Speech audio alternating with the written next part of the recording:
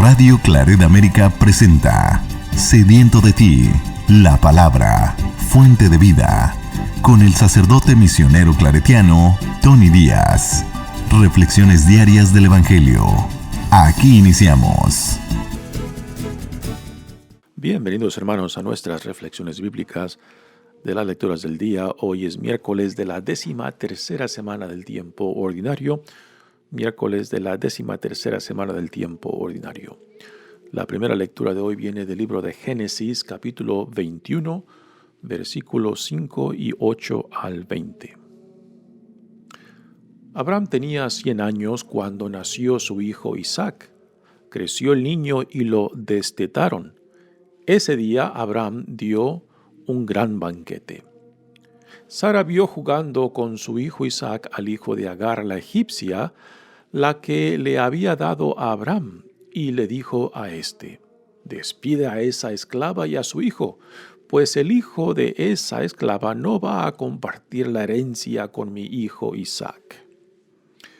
Abraham lo sintió mucho por tratarse de su hijo, pero Dios lo consoló diciéndole: «No te aflijas ni por el niño ni por tu esclava. Hazle caso a Sara en lo que te dice, porque es Isaac quien continuará tu descendencia. Aunque al hijo de la esclava lo convertiré en un gran pueblo por ser descendiente tuyo». Se levantó pues Abraham de mañana, tomó pan y un odre de agua y se lo puso a Agar en los hombros. Le entregó al niño y la despidió. Ella se fue y anduvo errante por el desierto de Beerseba. Cuando se le acabó el agua, Agar dejó al niño bajo un matorral y fue a sentarse enfrente, a distancia como de un tiro de arco, pues decía: «No quiero ver morir al niño». Entonces el niño rompió a llorar y Dios oyó el llanto del niño. El ángel de Dios llamó a Agar desde el cielo y le dijo: «¿Qué te pasa, Agar? No tengas miedo, porque Dios ha oído el llanto del niño que está ahí. Levántate, toma al niño y llévalo de la mano, porque voy a convertirlo en un gran pueblo». Entonces Dios le abrió los ojos y vio un pozo con agua. Fue, llenó el odre y le dio a beber al niño. Dios asistió al niño, que creció, vivió en el desierto y llegó a ser un gran tirador de arco. Palabra de Dios. El salmo responsorial es el Salmo 33. El responsorio es: «El Señor escucha el clamor de los pobres». El Señor escucha el clamor de los pobres. El Señor escucha el clamor de los pobres y los libra de todas sus angustias. Junto a aquellos que temen al Señor, el ángel del Señor acampa y los protege. Que amen al Señor todos sus fieles, pues nada faltará a los que lo aman. El rico empobrece y pasa hambre, a quien busca al Señor nada le falta. Escúchame, hijo mío, voy a enseñarte cómo amar al Señor, para que puedas vivir y disfrutar la vida. El Señor escucha el clamor de los pobres. El Evangelio de hoy viene de Mateos capítulo 8, versículos 28 al 34. En aquel tiempo, cuando Jesús desembarcó en la otra orilla del lago, en tierra de Gadarenos, 2 endemoniados salieron de entre los sepulcros y fueron a su encuentro. Eran tan feroces que nadie se atrevía a pasar por aquel camino. Los endemoniados le gritaron a Jesús: «¿Qué quieres de nosotros, Hijo de Dios? ¿Acaso has venido hasta aquí para atormentarnos antes del tiempo señalado?». No lejos de ahí había una numerosa piara de cerdos que estaban comiendo. Los demonios le suplicaron a Jesús: «Si vienes a echarnos fuera, mándanos entrar en esos cerdos. Él les respondió, está bien. Entonces los demonios salieron de los hombres, se metieron en los cerdos y toda la piara se precipitó en el lago por un despeñadero, y los cerdos se ahogaron. Los que cuidaban los cerdos huyeron hacia la ciudad a dar parte de todos aquellos acontecimientos y de lo sucedido a los endemoniados.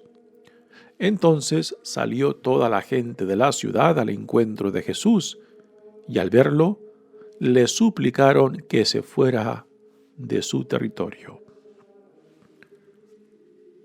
Palabra del Señor. Muy bien, damos comienzo a nuestra reflexión de las lecturas de hoy y finalmente llegamos al cumplimiento de la promesa que Dios le ha hecho a Abraham y a Sara de darles un hijo de ellos mismos. Hasta ahora, el único hijo que Abraham ha tenido es Ismael, el hijo que tuvo con la esclava de Sara, Agar. Y ahora, pues, la promesa de Dios se ha hecho realidad, pero aquí empieza un conflicto, un pleito entre familias. Si hemos de recordar, Sara estaba muy triste porque Dios no le había concedido ese hijo todavía y es Sara quien le propone a Abraham de darle a su esclava Agar para que por medio de ella pudieran tener un hijo.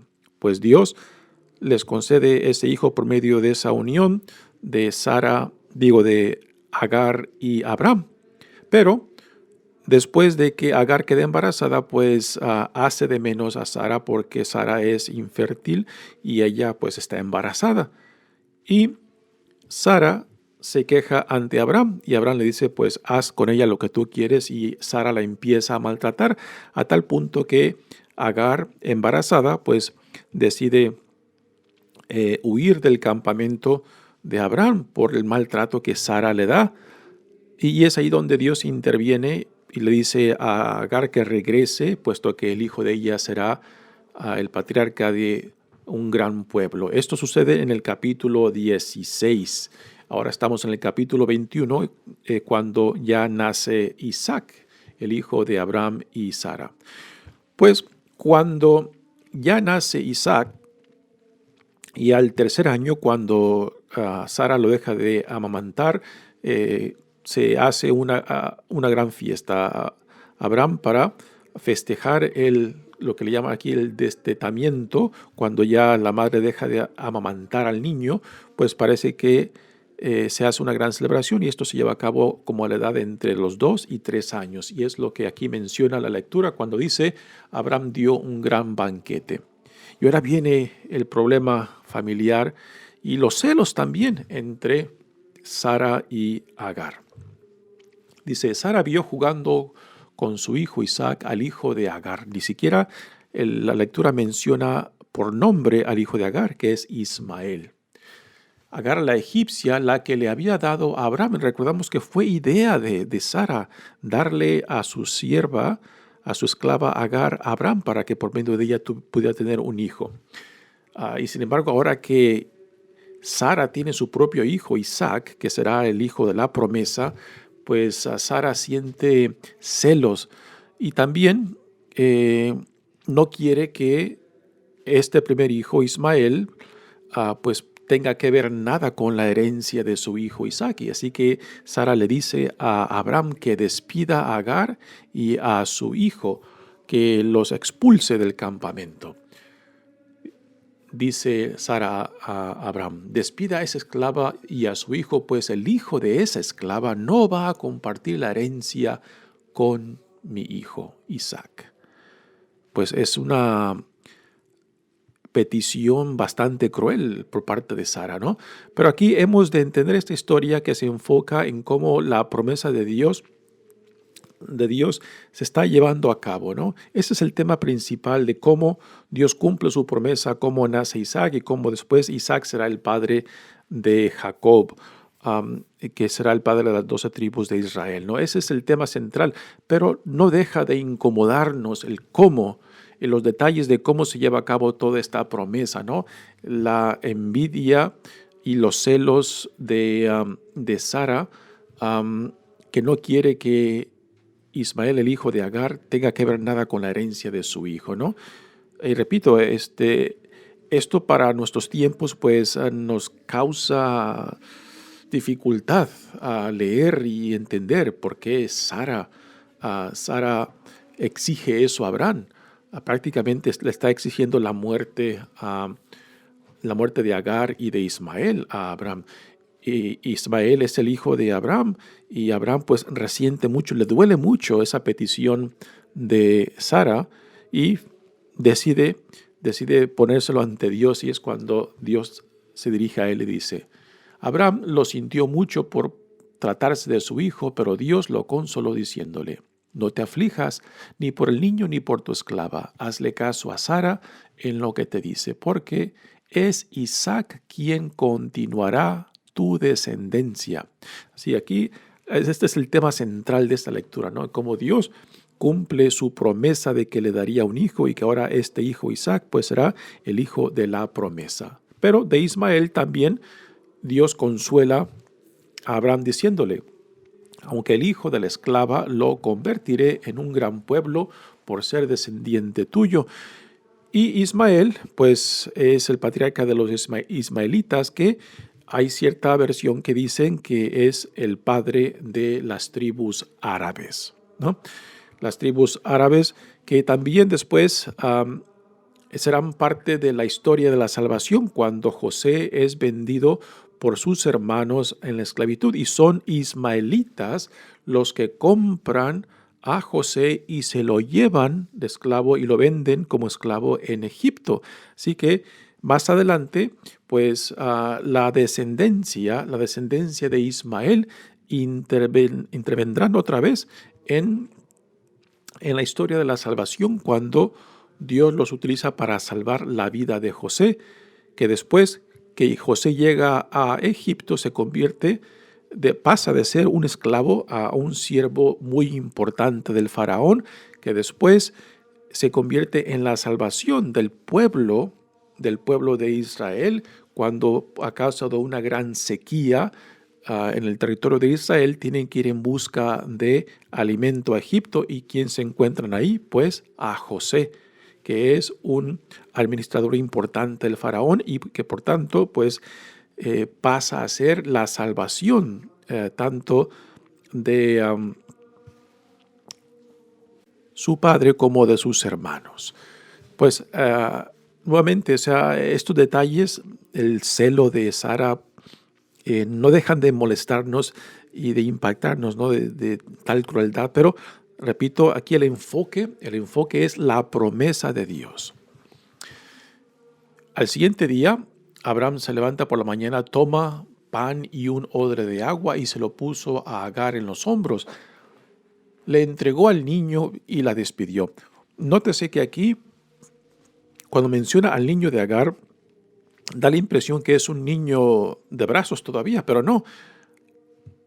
Ismael ya debe tener por lo menos 14 años, ¿no? Así que aquí la historia que cuenta el libro de Génesis como que cambia detalles, porque contando los años desde que nace Isaac a cuando nace Ismael a cuando nace Isaac, pues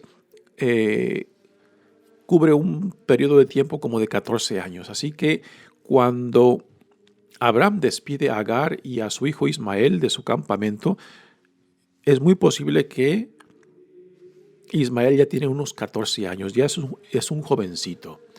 Así que no es el niño que aquí la lectura pretende ponernos. Dice: ella se fue y anduvo errante por el desierto de Beerseba. Cuando se le acabó el agua, Agar dejó al niño bajo un matorral y fue a sentarse enfrente, a distancia como de un tiro de arco, pues decía: no quiero ver morir al niño.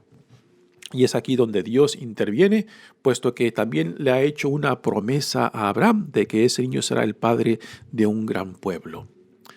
Entonces el pueblo rompió a llorar y Dios oyó el llanto del niño. Y es aquí donde Dios manda a su ángel para intervenir y salvar la vida tanto del niño como de Agar, su madre.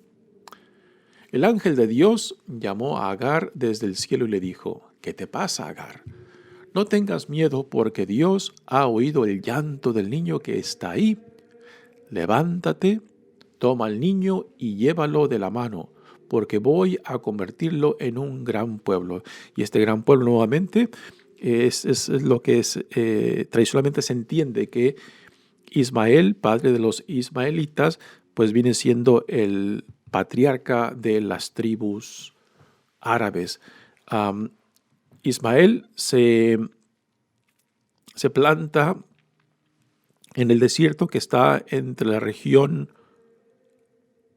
sur de lo que hoy en día es Israel y Egipto. Así que es la región que le llaman de Edom, y la parte de Egipto, la parte noreste de Egipto, y ese es el desierto donde se establece Ismael. Dice, entonces Dios le abrió los ojos y vio un pozo de agua, llenó el odre y le dio a beber al niño. Dios asistió al niño, que creció, vivió en el desierto y llegó a ser un gran tirador de arco. En el verso siguiente, que no se sale aquí, se nos dice de que Agar casa a su hijo Ismael con una egipcia. Agar misma es egipcia. Así que Agar, su madre, lo casa con una egipcia, y es ahí donde empieza el linaje de los ismaelitas, a descendientes de Ismael, que se convertirán en un gran pueblo, que hoy en día decimos que son las tribus árabes. Muy bien, pasemos ahora al Evangelio de hoy, que viene de Mateos. Y esta versión de Mateos también la tenemos en Marcos.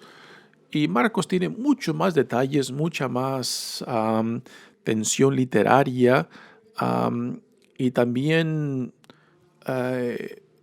incluye detalles que Mateos parece que se los brinca, se los salta, y la versión que Mateo nos pone pues está más reducida y no tiene mucha emoción y tensión como la tiene el de Marcos, ¿no? Y también otro detalle muy interesante, que en Marcos el endemoniado es solamente uno, y aquí en Mateos son dos. Es otro detalle que también Mateo multiplica en la narración de la sanación del ciego Bartimeo, donde Mateo pone a dos ciegos cuando Marcos solamente tiene uno, ¿no? Es un detalle curioso el por qué Mateos pone a dos endemoniados y a dos ciegos, ¿no? Pues este es el caso. Jesús ha cruzado el lago junto con sus discípulos y llegan a una área que no es tradicionalmente judía. Quizás se encontraban algunos judíos en esa área, pero la mayoría eran paganos, eran no judíos. Y es ahí donde desembarcan y donde vienen al encuentro de Jesús con sus discípulos, este par de endemoniados que viven entre las tumbas. Dice, en aquel tiempo, cuando Jesús desembarcó en la otra orilla del lago, en tierra de Gadarenos, dos endemoniados salieron de entre los sepulcros y fueron a su encuentro. Eran tan feroces que nadie se atrevía a pasar por aquel camino. Los endemoniados le gritaron a Jesús. Esto es muy similar como lo narra Marcos, pero repito, Marcos tiene muchos más detalles. Y los endemoniados le gritan a Jesús, ¿qué quieres con nosotros, Hijo de Dios? Aquí el título que los endemoniados utilizan para Jesús es muy diferente a cómo Jesús se autodefine.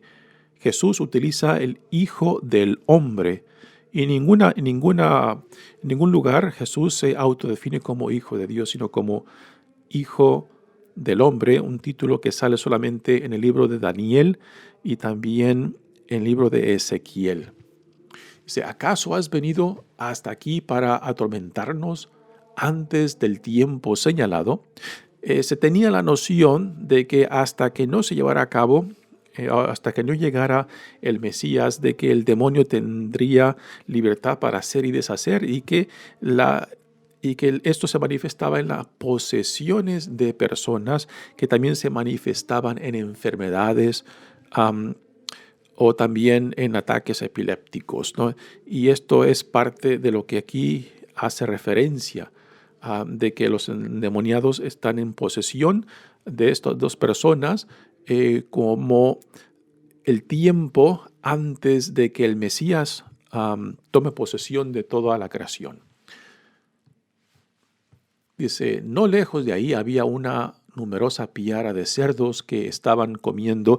Este detalle también nos dice que es un territorio no judío, puesto que el cerdo es un animal impuro para el judío aún hoy en día, y por tanto no lo consumen. Así que el hecho de que estuviera una piara de cerdos siendo cuidados para el consumo, nos dice claramente que este es un territorio no judío.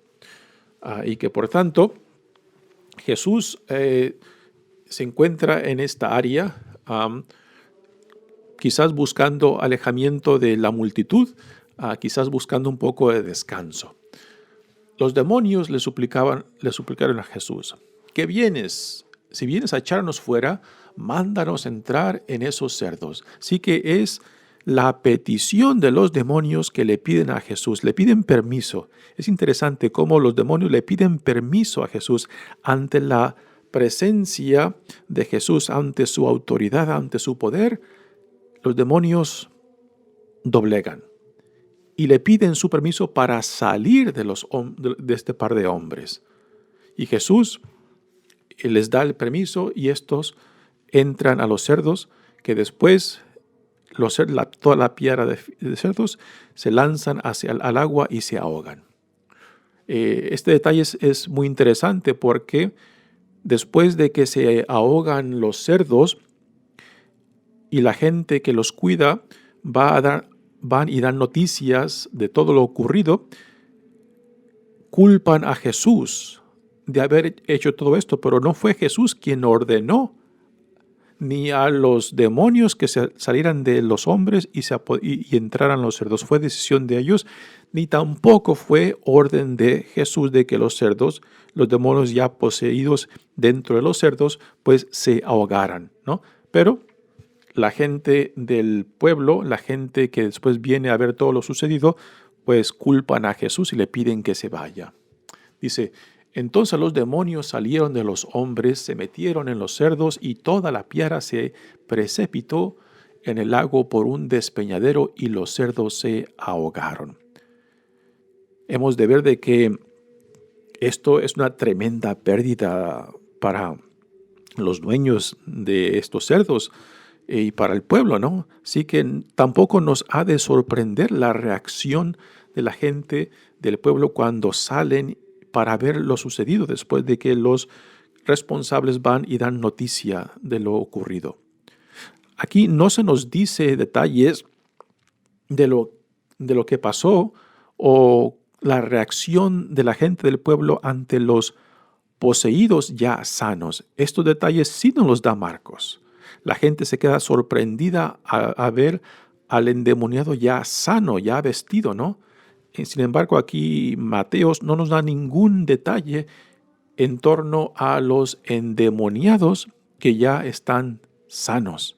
Solamente se enfoca en el disgusto de la gente del pueblo que le pide a Jesús que se marche de ahí, puesto que a causa de su presencia, pues han perdido a los cerdos y lo que significa la pérdida económica de estos animales. Dice, los que cuidaban los cerdos huyeron hacia la ciudad a dar parte de todos aquellos acontecimientos y de lo sucedido a los endemoniados. Entonces salió toda la gente de la ciudad al encuentro de Jesús y al verlo le suplicaron que se fuera de su territorio. ¿Por qué le suplicaron que se fuera de su territorio? Quizás por miedo al ver la escena, ¿no?, de los cerdos flotando en el agua, quizás por la pérdida monetaria, económica de los cerdos, Quizás, aunque Mateo no nos da ningún detalle en cómo reaccionaron al ver que los endemoniados ya estaban sanos, y fue eso lo que les causó miedo y temor de Jesús, ¿no? Am, no nos da estos detalles, pero el hecho está de que la gente está molesta o tiene miedo al ver esta escena y le piden a Jesús que se vaya de su territorio. Lo que esta escena nos presenta, pues, es una escena del poder de Dios en Jesucristo. ¿Y qué hemos de nosotros, pues, tomar de esta historia, de esta escena milagrosa, de esta escena, yo creo que hecha para una película, ¿no? Am, de que Jesús, confrontado por estos endemoniados que salen de las tumbas, fuertes, que nadie los puede calmar ni los puede retener. Y Jesús, ante esta escena, pues parece moverse con gran libertad, parece moverse sin ningún problema, hasta el punto que los mismos endemoniados le piden a Jesús, se doblegan ante Jesús, ¿no? Y esto para nosotros, pues, nos debe de recordar el gran poder de Dios. A veces nos topamos con gente de que hablan tanto del demonio y se olvidan tanto de hablar de la gracia de Dios, del poder de Dios, que parece que tienen más fe, más confianza en el poder del demonio que de Dios mismo, ¿no? No sé si les ha tocado escuchar a predicadores que hablan tanto del diablo, hablan tanto del demonio, que parece que tienen más fe y confianza en el demonio que en Cristo mismo, ¿no? Y aquí, pues, la presencia de Jesús mismo es lo que impacta, ¿no? Cómo los endemoniados prácticamente se doblegan ante Dios y le piden permiso para salir de los endemoniados y entrar a los cerdos, ¿no? Y esto es lo que debe de impactarnos y debe de recordarnos, ¿no? De que si realmente nuestra fe está fundada en este Dios todopoderoso, omnipotente, ¿no? Pues, ¿qué es lo que nos puede separar de Él? ¿Qué es lo que nos pueda dañar? ¿O qué es lo que nos pueda alejar de Él? Esto es algo que San Pablo mismo en una de sus cartas nos dice, ¿no? ¿Qué es lo que me puede separar de Dios? El hambre, la sed, el demonio, la muerte misma, dice Pablo. No, nada puede separarnos de Cristo, puesto que en Él Dios no solamente nos sana, sino también nos salva, sino también nos da una nueva vida en Cristo. Si tomamos la historia, esta misma historia que encontramos en el Evangelio de Marcos, pues podemos todavía apreciar más esta escena. En el Evangelio de Marcos, el endemoniado ya sanado le pide a Jesús que si lo puede acompañar junto con sus discípulos, y Jesús le dice, no, mejor ve y regresa a tu comunidad, a tu familia, y diles lo bueno que Dios ha sido contigo. Entonces ese endemoniado que ya está sano, pues se convierte en un evangelizador que va y proclama la buena nueva, la gracia que Dios ha derramado sobre él al sanarlo, al expulsar el demonio que lo tenía poseído, que lo tenía controlado. Esto también quizás nos puede ayudar a regresar a la primera lectura al ver, pues, la injusticia y el celo de Sara ante su esclava Agar y su hijo Ismael, que ella no quiere que el hijo de su esclava tenga nada que ver con la herencia de su hijo Isaac. Y pues la reacción nuestra puede ser confusa, también puede ser muy incómoda de ver que el celo de Sara la lleva a exigirle a Abraham que expulse, prácticamente que él la ponga en peligro de muerte al expulsarlos del campamento de ellos. Y así como en el Evangelio de hoy tenemos la gracia de Dios que cuida aún de estos endemoniados que no son judíos, parece, que porque están viviendo en un territorio que no es tradicionalmente judío, ¿no? De que así como Dios interviene por estos endemoniados, pues también Dios intervendrá por esta esclava de Sara, Agar, y su hijo Ismael. Y repito, aunque la reacción nuestra pues puede ser muy incómoda y puede ser muy injusta al ver cómo los celos de Sara la llevan a exigir que Abraham tome esta decisión. A Abraham le duele tomar esa decisión. Pero el trasfondo de toda esta historia es de que Dios provee, de que Dios cuida, de que Dios en el fondo sabrá escribir recto aún con las decisiones torcidas, aún con las opciones nuestras que a veces nos pone en contra precisamente de lo que Dios, de lo que Dios quiere de nosotros, ¿no? Y lo que todas estas historias nos comunican es eso, ¿no? De que aunque a veces nosotros quedemos cortos en nuestras respuestas a Dios, siempre está la opción de regresar a Él, de corregir las malas decisiones, de corregir nuestras malas opciones, ¿no? Y que Dios, aún de nuestras líneas torcidas, podrá sacar provecho, ¿no?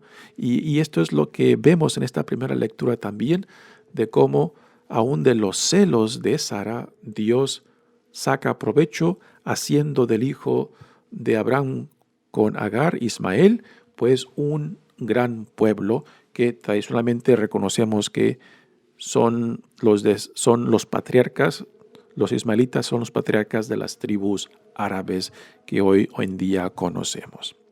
Muy bien, mi nombre es Padre Tony Díaz, misionero claretiano, que Dios los bendiga. Radio Claret América presentó Sediento de ti, la palabra.